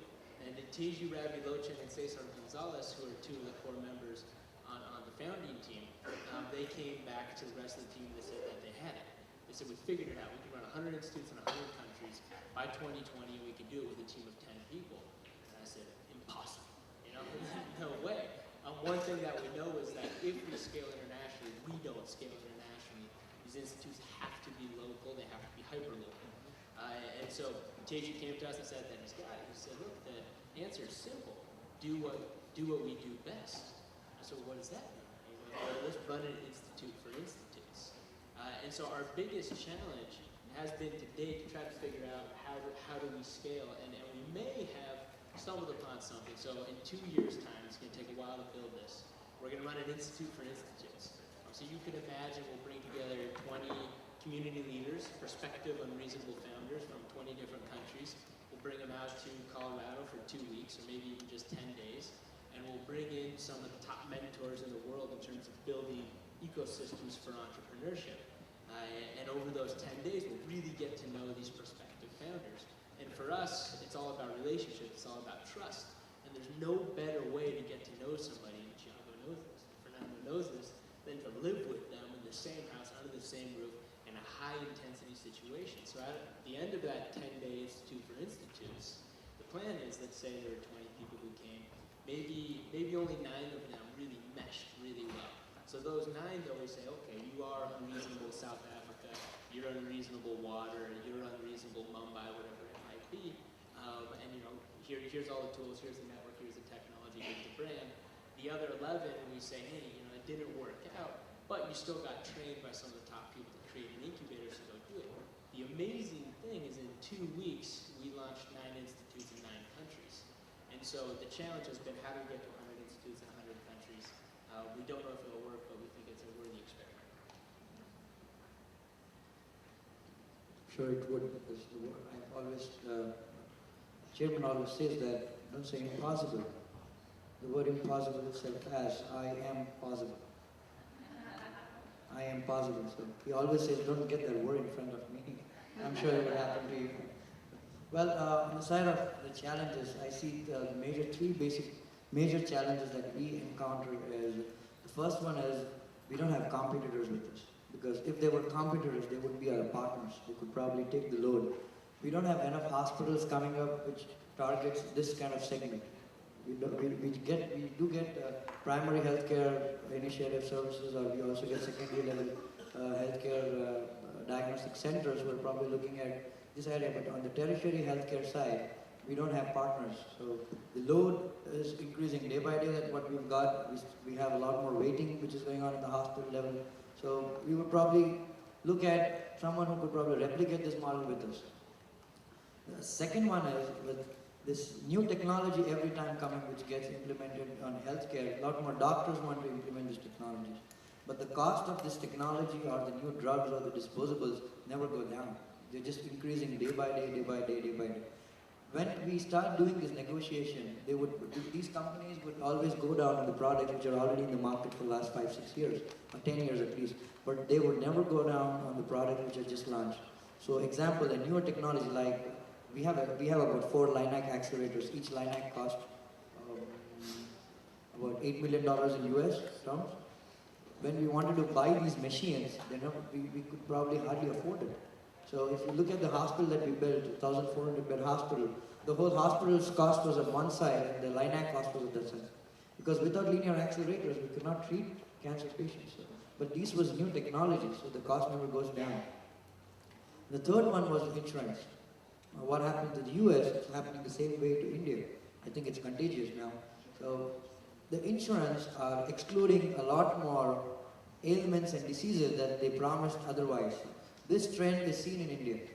And the remuneration from the insurance is pretty far late. So a hospital like our structure, which is built on a very concrete planning of incoming finances with outcome expenses, if the payment which gets delayed from insurance, and these are pretty heavy amounts, this probably run into millions to millions per month capacity. So when these amounts get delayed, a hospital business like ours starts shaking down a bit because you have the upfront payments to be made. So these are a couple of challenges that we face every day, and the reluctance from the government of accepting themselves as an insurance provider than the healthcare provider is still very high. I see a lot more reluctance in the government because in India, anything to give it to the private players from the government, there's always a lot more eyebrows which get raised. These are the main challenges that I see.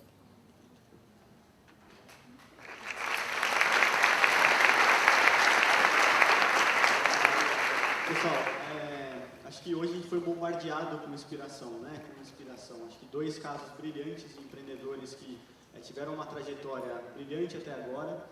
Eu acho que agora está nas nossas mãos, né? Para decidir o caminho que a gente vai seguir. Estou bem curioso pelo que vem depois na Choice e estejam presentes amanhã também, porque amanhã a gente tem novos casos de empreendedores brasileiros também que estão desenvolvendo um ótimo trabalho aqui no Brasil também. Thank you very much for you guys. Please. Muito obrigado. Uma salva de palmas para os nossos convidados ilustríssimos que vieram tão de longe para nos brindar com experiências inspiradoras.